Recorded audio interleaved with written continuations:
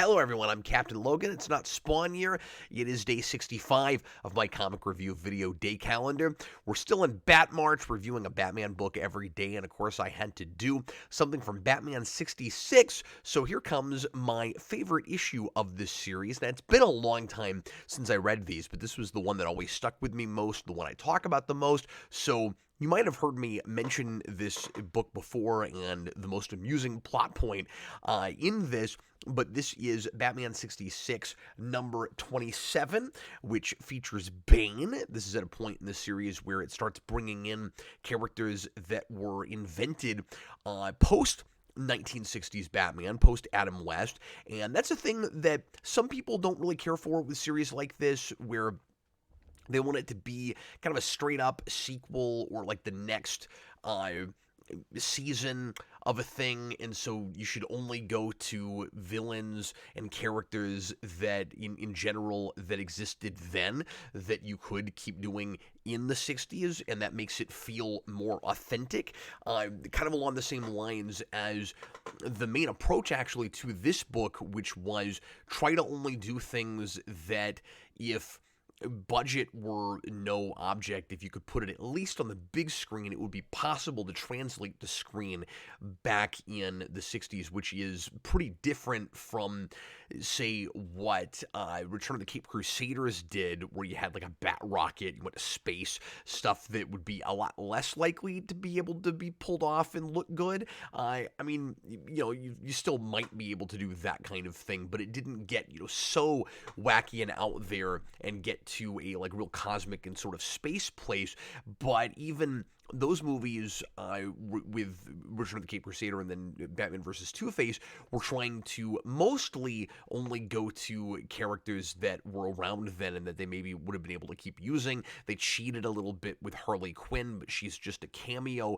Anyway, I digress. I don't have that with this particular book. It's kind of a case-by-case thing with me. I like the novelty of getting to see the weird, odd, you try to make it as, again, authentic as possible, takes on later characters that it would have been impossible to do in this comic. And I think part of the reason I was cool with it was because a lot of that was done a little bit later in the book. You had Harley Quinn, if memory serves, maybe a couple of issues before this, but I think I liked it just because there was such care with Parker and with the Allreds. It wasn't always that writer and those artists. The Allreds kept doing, I think, most of the covers, if not all the covers. There were several writers that would come in and do extra stories in this book. It wasn't always one feature like you get with this. It was kind of like Powerpuff Girls, where the series, the TV show, where sometimes you'd get a full story in 22 minutes, and sometimes it was 2 cartoons, and that's kind of what this is like, where sometimes it's 2 or 3 stories, and sometimes it's a more fleshed out whole story in 20 pages, and that's what we get with the Bane issue here. But anyway, it's, I guess I like it because I buy most of the time that this is probably more or less the way the TV show would have handled it if these characters had been around during that period. One of the coolest things this story does, and maybe I think Clayface actually did exist already back then. I'm trying to remember, because I know there are 3 different Clayfaces and he goes back pretty far, but that show, of course, never did that character, and like, how would you really on television? The comic does it, but this is just an example of kind of, clever creative stuff we do with characters that didn't exist in that show, where it uses, and spoilers for this book, but it takes Falseface and eventually transforms him into Clayface. So, real clever, real creative, real thoughtful with how that stuff was handled. So we have a very different take, a very amusing take on Bane here. And by the way, this is indeed written by Jeff Parker, and art here is by Scott Kowalczyk, and his art matches really well with what was being done with this book from the beginning. I think this series typically has a pretty consistent art style, even though it's drawn by quite a few different artists, and it's changed up a little bit here and there, but it's mostly going with the kind of 60s pop art style. So this particular issue isn't doing the kind of dot matrix thing that the earliest issues did, or at least the first issue, but it's still in kind of that pulpy style, or pardon me, that kind of pop art style again, and it looks a lot like the comics that were coming out during that period, and panel layouts are a little bit little bit similar, but get, I think, a little bit more varied than that. The coloring is real similar, and the designs of the characters, the faces in particular, or a lot like what you would see in Batman comics from that period. So the basic idea here is Bane is not just wearing a luchador mask, but is in fact a Mexican wrestler. He is a luchador himself, and he's not just a hired henchman, though, like you might expect this to do, because it's not just Bane that we're dealing with here, it's also the Riddler, which is fun because famously in the third season, Batman fights the Riddler in a wrestling match, and it's the last appearance of Frank Gorshin in that series, and it's kind of odd because he was played by a different actor, the Riddler, the previous episode that he appears in, and then you didn't know if Gorshin would ever show up again, and he comes in one more time, but only for a one-part season 4 episode, or season 3, pardon me, there was no season 4 episode, and it may even be the first episode of that season. I'm rusty. It's been a long time since I've been through this series, but that's what I'm remembering right now anyway. So this is a really fun follow-up to that. The Riddler hires Bane to fight for him in a wrestling ring, but Bane is using the Riddler. They're kind of teaming up in order to get their hands on the famed crystal skulls. So this is Bane and the Kingdom of the Crystal Skull. I can't say that right now. The Crystal Skull. And he's using the mystic powers of the skull in order to create venom. So all of the general trappings of Bane are here, but he is a pretty different character in his motivations and his personality, but he's still very no-nonsense. He's still very ambitious. He still is pretty intelligent. Maybe not to the degree that the original Bane is in the comics, in Vengeance of Bane and Nightfall, certainly. But it's, at first, I'm looking at this, and it's not disappointing, because it's fun to see the 60s take where he's, taken down a peg, and he's more like other 60s Batman villains where he's not after, anything as crazy as these characters usually are in the comics.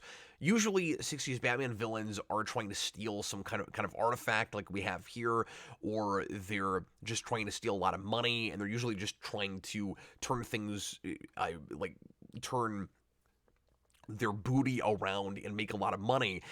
This Bane is indeed more ambitious than your average 60s Batman villain, which I appreciate, and he is trying to use his winnings with wrestling and his reputation that he's building in order to, he says, take over the Western Hemisphere and rule his home country. And so when he goes back to Mexico, there's a couple that watch his helicopter come back, and we're hoping that maybe he would get defeated in America and never return, and they say, we will never be free. So, he is definitely a force to be reckoned with, and probably, relative to other 60s Batman villains, one of the scarier forces to be reckoned with. So, as you can see here, Batman does indeed have the famous backbreak moment with Bane. You have to do that, of course, if you're going to have Bane in even your 60s Batman comic. And the idea is Batman waits for a minute, and he's apparently an avid wrestling fan, which is really funny. He tells a citizen that's sitting next to him that the tradition of wrestling goes back to like Greco-Roman times, and and so and so it's not, he doesn't see it as like too violent and a sport that's not worth doing, and I think that's funny. A lot of, as always, kind of PSAs here and there where it's like, here's your history lesson. There's a moment here where he tells Robin after they've inhaled some toxin or something that he just needs to drink more water. And that kind of thing is always really amusing. But anyway, so the idea is Batman's going to wait for this wrestling match to be finished before he goes and captures the Riddler, arrests him, because he doesn't want to rile up the crowd too much. And then Bane defeats this other wrestler, which is, of course, really easy for him. Riddler says, you need to take a swig of your bottle of, it's kind of a mystery. What is it? And of course, if you know anything about Bane, that's going to be their version of venom toxin. And in fact, it is. But it comes from mystical crystal skulls. And Batman finally jumps in to arrest the Riddler, and Bane tries to break his back. By the way, I love this panel at the top. We do this twice in this comic, where you have a montage inside of a single panel showing you a bunch of different moves that happen. And first time around, Bane bests Batman, and you've got the real classic Frank Gorshin Riddler face. He a couple of different times in this comic does the classic kind of tongue thing with his laugh with Gorshin, which is great. And everything is just perfectly genuine to that show. But later on, we'll turn things around, so when Batman bests Bane, you'll see all the moves that he uses against him. And it's kind of a nice bookend, sort of, to the comic. So it's treated as kind of the death trap of this issue. And it's not between two comics, of course. And I wish this book would have done that, by the way, where you'd get two-parters in comic form. And usually they're one and done. I don't think... How long did this series go? Like 32 issues?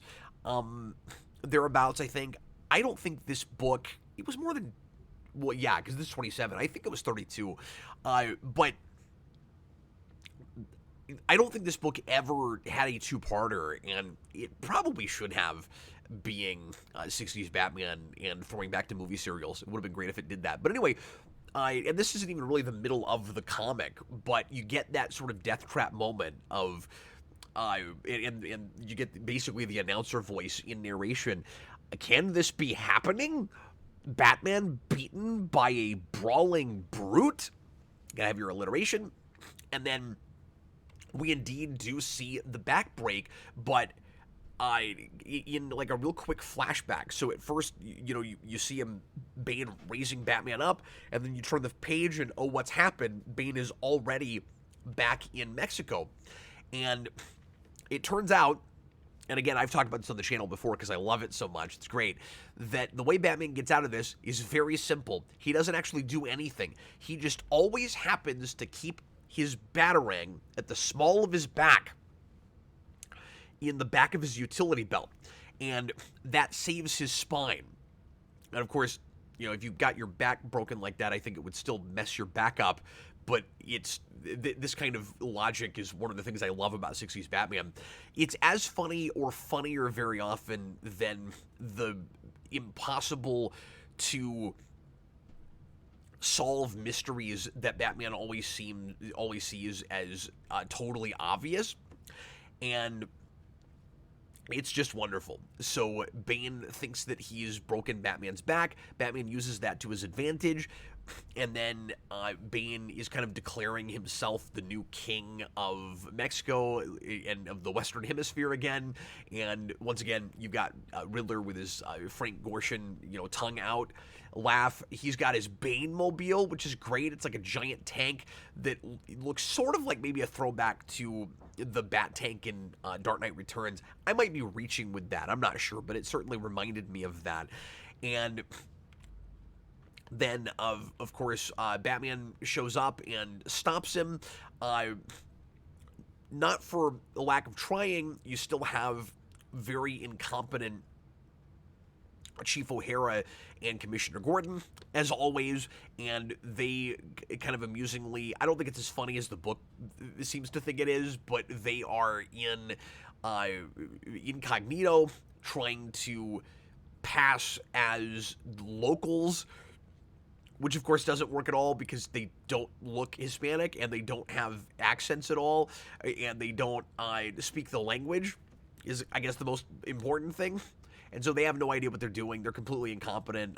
Batman is really condescending to them, maybe subconsciously. And I always talk about the Batman hates Chief O'Hara thing because I think that's one of the funniest things in 60s Batman. But here there's not... We don't deal with that as much, but it's more just generally Batman almost patting the cops' heads like, yes, we need you guys around. You're very important.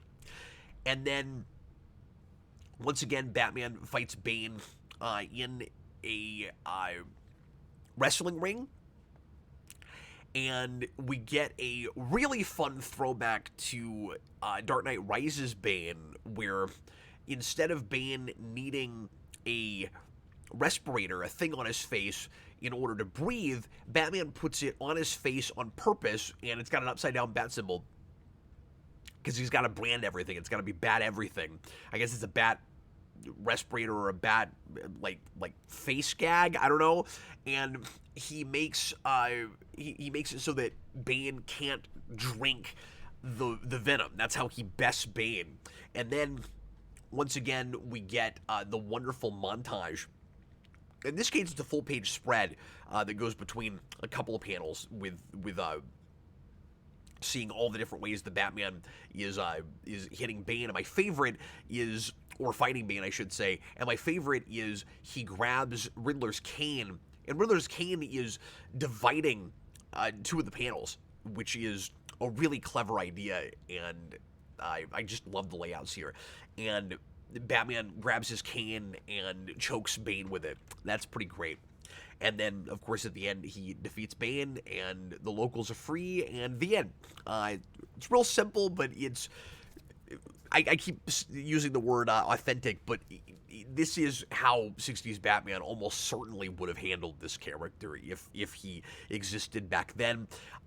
He's still menacing enough for this material, but it's probably the best way to quote-unquote dumb him down for a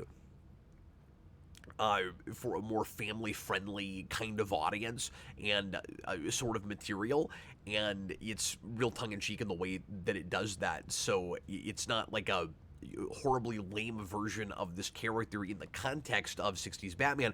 Obviously, if you don't like 60s Batman and you don't like what we've done in making him a parody of the character, you won't like what we do with Bane, but you won't like probably anything that's done with these characters anyway. If you're an Adam West fan like I am, and you like the campy version on top of the darker version and everything in between, this is just perfect, and I think it's really clever about it. Anyway, that's going to do it for me today. Thanks a lot for watching. I will be back with you again with another Batman comic tomorrow. As always, I'm Captain Logan, and happy reading. Bye, everybody.